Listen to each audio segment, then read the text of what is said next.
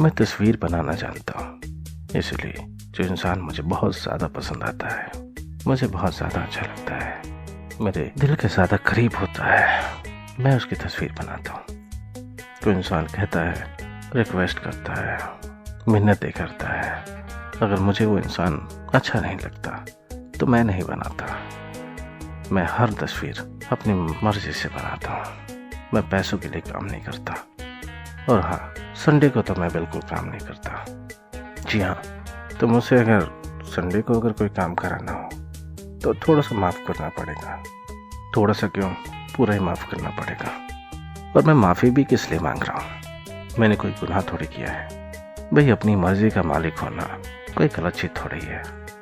भाई आर्टिस्ट होना तो इतना तो ईगो होता ही हर आर्टिस्ट में, और होना भी चाहिए। और आर्टिस्ट के अंदर अगर ईगो नहीं है तो वो आर्टिस्ट नहीं है। जी हाँ, मेरे मायनों में तो वो आर्टिस्ट नहीं है। अगर वो दूसरों के हिसाब से काम करता है, अपनी शर्तों पे नहीं चलता, अपने मन की नहीं सुनता, या अपनी इच्छा के हिसाब से नहीं काम करता, नहीं सोचता, तो वो सही मायनों में आर्टिस्ट नहीं है। उसे गुलाम से ज़्यादा और कुछ नहीं कहा जा सकता।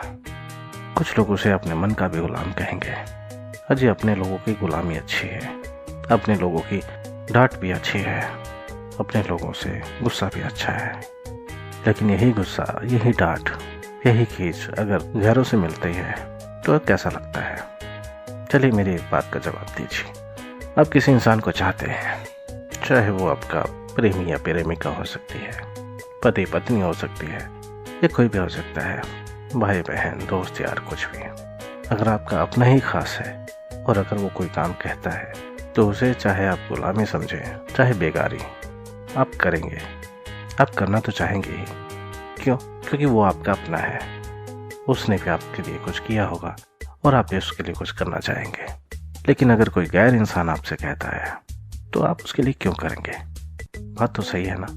तो इसी बात को मैं कोट करके कह रहा हूँ कि अगर आप अपने मन की बात मानते हैं तो वो सही है, और अगर दूसरे की बात मानते हैं तो वो सही नहीं है।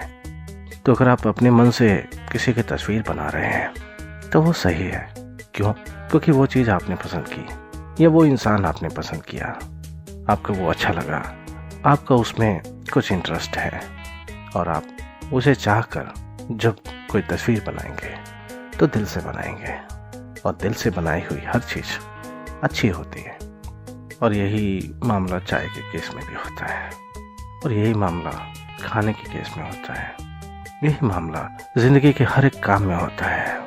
जिस चीज़ में आपका मन होता है, जिस चीज़ में आपका इंटरेस्ट होता है, वो चीज़ खुद ब खुद ही अच्छी हो जाती है। और जिसमें इंटरेस्ट ना हो वो लाख कोशिशें कर लें, हो ही नहीं पाएगा। तो मैं किसी की तस्वीर बनाता हूँ तो बहुत सोच समझ के बनाता हूँ, बहुत वक्त लगा के बनाता हूँ। मेरे मन में होता है, मैं तभी बनाता हूँ। यूं ही किसी के कहने से बेवजह नहीं बनाता। क्यों? क्योंकि ये हुनर है जनाब, ये बहुत मुश्किलों से आता है। और जो चीज़ बहुत मुश्किलों से आती है उसे हर किसी इंसान के लिए यूं ही ज़ाया करना, ये अच्छी बात नहीं है। अगर कोई चीज़ आप हर किसी के लिए यूं ही ज़ाया करते रहते हैं तो उसकी कीमत घट जाती है। अगर आप सोना भी यूं ही फेंकने लगेंगे तो सोने की भी वैल्यू घट जाएगी। जिस तरह से राजा जयसिंह ने रोल्स रॉयस गाड़ियों को कूड़ा ढोने के लिए लगा दिया था तो कितनी बदनामी हुई थी। उसी तरह से कोई महंगी चीज़ अगर कूड़े के भाव में दी जाती है या मिल जाती है तो उसकी कदर नहीं होती। उसी तरह से जैसे फोकट की चीज़ की कोई कदर नहीं होती। तो मेरा किसी इंसान की तस्वीर को ना बनाना यही दिखाता है कि कोई इंसान मेरी ज़िंदगी में कितनी अहमियत रखता है, कितनी कीमत रखता है। उसी से ये बात तय होती है कि उसकी तस्वीर बनती है या नहीं बनती। और किसी इंसान की तस्वीर अगर बार बार बन रही है और वो भी बिना कहे, तो आपको समझ जाना चाहिए कि वो इंसान कितना ज़रूरी है, वो इंसान किस तरह से उसके लिए ख़ास है। और इस तरह के ख़ास इंसानों के लिए कुछ ख़ास ही किया जाना चाहिए। लेकिन अगर ऐसा करने के बाद भी अगर वो इंसान आपको भाव नहीं देता तो दुख होता है। आपको यह लगता है कि कोई चीज़ जो बिल्कुल ख़ास समझकर किसी के लिए की थी और उस इंसान के दिल में आपके लिए कोई कदर नहीं, तो तकलीफ होती है। जो चीज़ हर किसी के लिए उपलब्ध नहीं वो किसी और को दी और उसने उसकी कदर नहीं की, तो दिक्कत है, बहुत बड़ी दिक्कत है। मेरा आपको यहाँ कहना ये है कि अगर कोई इंसान आपके लिए कुछ करता है जो वो हर किसी के लिए नहीं करता, या वो यूं ही बेवजह नहीं करता, तो उनकी चीज़ों की, उनकी इच्छाओं की, उसकी नीयत की, उसके दिल की, उसके एफर्ट्स की कदर कीजिए।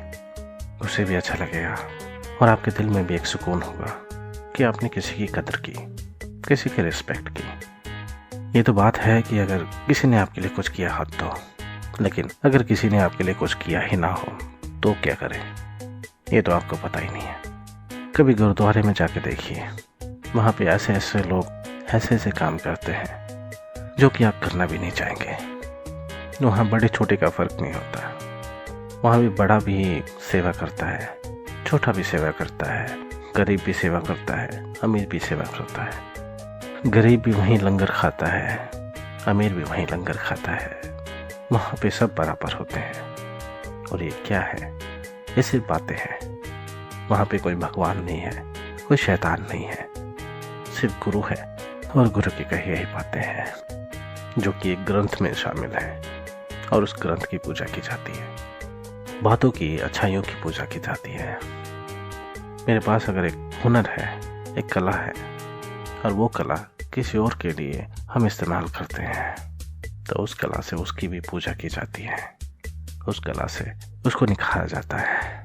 उस कला से उसको ये एहसास दिलाया जाता है कि आप कितने ख़ास हो, आपकी अहमियत क्या है, आप कितने स्पेशल हो, कि आपके लिए वक्त निकालना और आपके लिए ये चीज़ करना, ये काम करना, चाहे वो काम कुछ भी हो, चाहे तस्वीर बनाने का हो, चाहे कुछ और, लेकिन ऐसी चीज़ जो हर किसी के लिए उपलब्ध नहीं है और वो चीज़ आपको की जाती है, तो उसकी कदर कीजिए।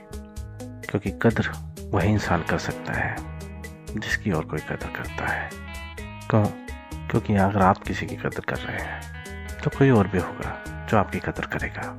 अगर आप किसी की कदर नहीं करते तो आपकी कदर करने वाला भी कोई नहीं होगा। तो इस चीज़ को समझिए कि अगर किसी इंसान ने आपके लिए वक्त निकाला है, आपके लिए कुछ किया है, तो आप कितने ख़ास हैं, उसके लिए आप कितने ज़रूरी हैं, उसके दिल में आपके लिए कितनी अहमियत है, आप उसके लिए क्या है, ये सब कुछ उसी चीज़ में आता है। और जब वो तस्वीर बनती है, उस तस्वीर से जब आपका चेहरा निकलता है, तो आपको लगता है कि हाँ, किसी ने बड़े दिल से बनाया है।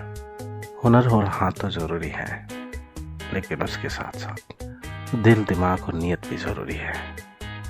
और उससे भी ज़रूरी है वो एहसास जिससे कि वो चीज़ बनाई जाती है, वो तस्वीर बनाई जाती है।